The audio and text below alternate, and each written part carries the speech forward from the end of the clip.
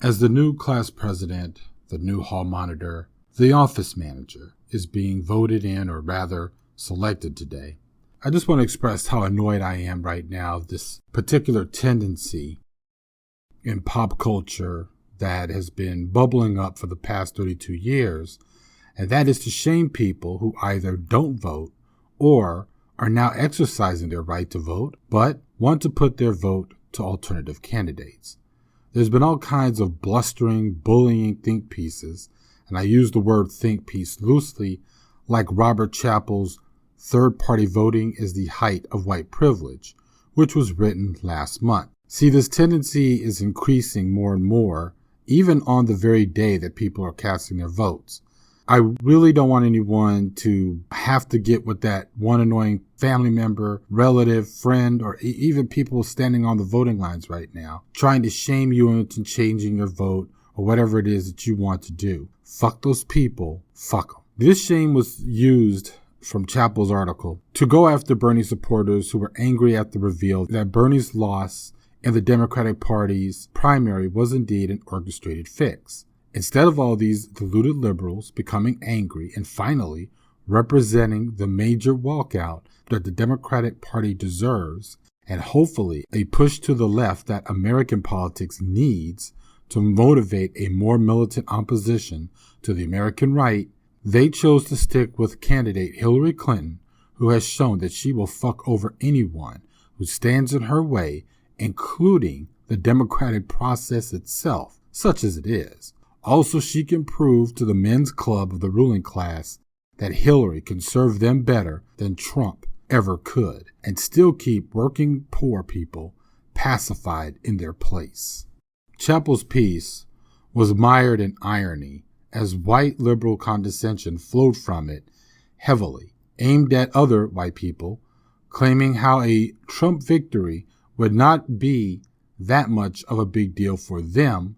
But think about the poor, struggling people of color. They just cannot handle a Trump win.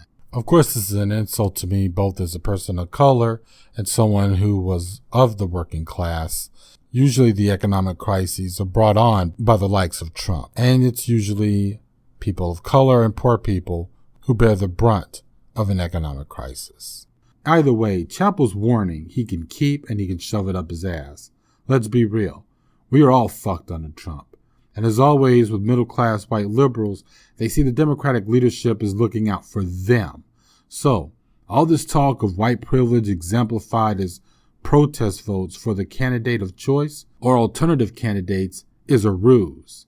Chappell is using people of color suffering to hide his own bourgeois liberal agenda, which is to protect his own self-interest. More so, his fear to fight for real change and upset the established order. See, that kind of stuff requires direct action, activism, and organizing. It means being on the outside. You know, all the stuff that working class people of all stripes would know something about. See, that shit is uncomfortable and it's unsexy for him. It's people like Chappell who have always stood in the way of progression. When all the times in recent history that the Democratic Party needed the internalized combustion that would destroy it, and from the aftermath something new could come out of it, people like Chappell work hard to keep the left on the margins within the Democratic Party and act as agents of fear-mongering to get white liberals and people of color to stay with the Democrats. And as a result, look what we get under the Democrats when they are in the White House. School-to-prison pipeline. No jobs for poor youth. See school-to-prison pipeline. Perpetual occupation of Afghanistan and Iraq and other oil-rich lands. Military budgets that take away from inner-city schools. Laws like the National Defense Authorization Act of 2012, the continuance of the Patriot Act, and all other attacks on human and democratic rights. Lastly, laws that say it's okay for the police to kill citizens, particularly people of color and especially black people, and no trial or conviction of killer cops when this happens. So, under all of that, are we really the ones throwing our votes away? I've already stated why I don't discourage others from voting in my last two videos earlier this year, so I don't need to repeat them.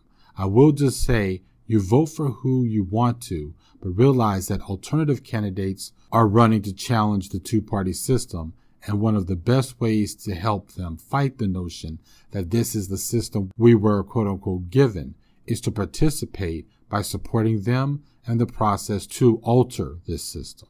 But most importantly, keep in mind that the real process for social change is really community building, organizing, and activism. Voting did not get the Civil Rights Bill passed or any of the other social wins that we have gained. The past struggles have done that, and it looks like the fact that we have this supposed choice between Trump or Hillary, well, that's no choice at all.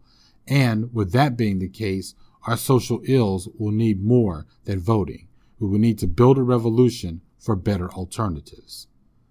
This is the Garage Autonomist.